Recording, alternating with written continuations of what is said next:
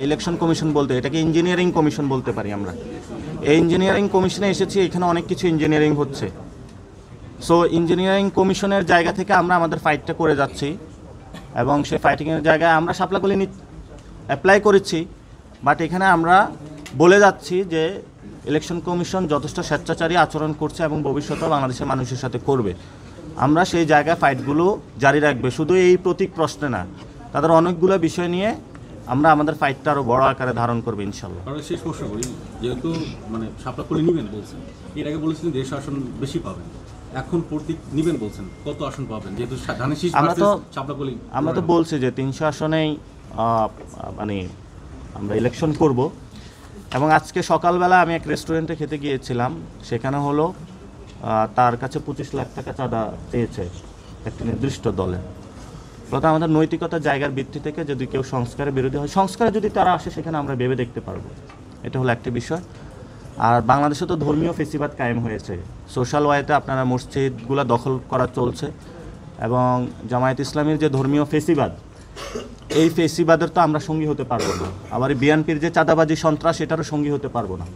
ফলত আমরা চাই দুইটি দলে আগামীর পার্লামেন্টে আমরা সংসদ করি, সবাই থাকি, সেখানে সন্ত্রাস, চাঁদাবাজি, দুর্নীতি এগুলো না থাকুক, ধর্মীয় ফেসিবাদও না থাকুক, একটি সুন্দর বাংলাদেশ আমরা প্রত্যাশা করি। সেই প্রসেস বা জায়গাটা নিয়ে আমরা কাজ করছি। আপনাকে জোটবদ্ধ হবেন? আমরা আপাতত এখনও জোটের কোনো চিন্তা করি না, তবে আমরা বলেছিলাম যদি বিএনপি সন্ত্রাস, চাঁদাবাজি, দুর্নীতি এগুলো ছেড়ে আসে এবং সংস্কারে তারা পক্ষে থাকে, সেটাও আমরা ভেবে দেখবো। আবার যদি জামাত ধর্মীয় ফেসিবাদ এবং ধর্মীয় যে বিভাজনের সৃষ্টি রাজনীতি বাংলাদেশে করতেছে, সে জায়গা থেকে সরে আসে, সেটাও আমরা ভেবে দেখব। তবে আমাদের প্রাইম কনসার্নের জায়গাটা হলো চাঁদাবাজি, সন্ত্রাস এবং দুর্নীতি, বাংলাদেশে যে ধরনের গডফাদারদের রাজনীতি, এটির বিরুদ্ধে আমরা দাঁড়াতে চাই। তো বিএনপি যদি এখানে সরে আসতে পারে তাহলে সেখানে ইনশাল্লাহ কথা হতে পারে, আর যদি সরে না আসে তাহলে তো আমাদের কিছু করার নাই। এটা এখন বল বিএনপির কোর্টে, বিএনপিকে ভালো হবে নাকি হবে না। লেভেল প্লেইং ফিল্ড এই মুহূর্তে ঠিক আছে কিনা, যেহেতু বিজেপির উপর হামলা হইল গতকালকে, এ ব্যাপারে যদি কেউ কোনো মন্তব্য করেন? না, লেভেল প্লেইং ফিল্ড তো এটা নিয়ে অনেক দলে আপত্তি জানিয়েছে, এটা ফুল আমাদের কাছে মনে হচ্ছে না।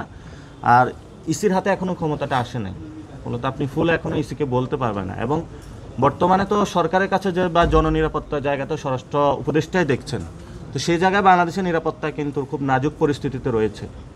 তো নিরাপত্তাটা ওনারা ডেভেলপমেন্ট করার চেষ্টা চালাচ্ছে, কিন্তু আমরা আশাবাদী যে আমরা একটা জায়গায় যাব। এবং তবে যাই কিছু হোক না কেন, এর মধ্যে কিন্তু আমাদের ইলেকশনে যেতে হবে, ইলেকশনটা দ্রুত। কারণ এখানে আপনি দেখেছেন শেখ হাসিনা রয়টার্সকে সাক্ষাৎকার দিয়েছে এবং আওয়ামী লীগকে নিয়ে আসার জন্যই অনেকে প্রচেষ্টা চালাচ্ছে। সেই জায়গা থেকে আমরা চাচ্ছি যে একটি স্টেবল গভর্নমেন্টের দিকে যেতে এবং সবাইকে একটি সুন্দর প্রক্রিয়াগত জায়গায় ঐক্যের জায়গাতে নিয়ে আসতে। এখন গণভোট নিয়ে হলো বিএনপি এবং জামাত হলো মুখোমুখি অবস্থানে রয়েছে। তো আমরা দুই দলের কাছে আহ্বান রাখবো যে আপনাদের এই ধরনের যুদ্ধ নির্বাচনকে ব্যাহত করবে, নির্বাচন পিছিয়ে যাওয়ার সম্ভাবনা রয়েছে। এজন্য দুই দলকে আহ্বান জানাবো, নির্বাচন পিছিয়ে দেওয়ার চেষ্টা করবেন না। এই ধরনের গণভোটের সময়টা নিয়ে কুতর্ক থেকে আপনারা নিজেদেরকে এড়িয়ে চলুন। আপনারা কবে গণভোট চান? গণভোট আমাদের যেটা হলো যে ইলেকশনের দিনও হতে পারে, আগে হতে পারে, এটা নিয়ে কিন্তু আমরা চেয়েছিলাম গণভোটটা যাতে সুষ্ঠু হয় এবং গণভোটে যাতে মানুষের অংশগ্রহণটা ভয়ভীতিহীনভাবে নিশ্চিত করানো যায়, সেটার জন্য কাজ করার জন্য। কারণ গণভোট আপনি আগে দিল যে উপকারিতা, গণভোট ওই ইলেকশনের দিন দিল একই উপকারিতা। কিন্তু এখানে কথা হয়ে থাকে যে গণভোটটা আগে হলে মানুষের মধ্যে একটা উদ্দীপনা, সংস্কার নিয়ে কাজ করবে, প্রচারণা বেশি করতে পারবে, সেটার একটা পজিটিভ দিক রয়েছে। কিন্তু আমরা এখানে ফ্লেক্সিবল, গণভোট ওই দিনও হলো যে ফলাফল আসবে, আগে হলো একই ফলাফল আসবে। ফলত যেই ফলাফল একই, সেটা নিয়ে কেন দুই দল মারামারি করবে বা আমরাও মারামারিতে অবতীর্ণ হবে, এটার কোনো যৌক্তিকতা নেই।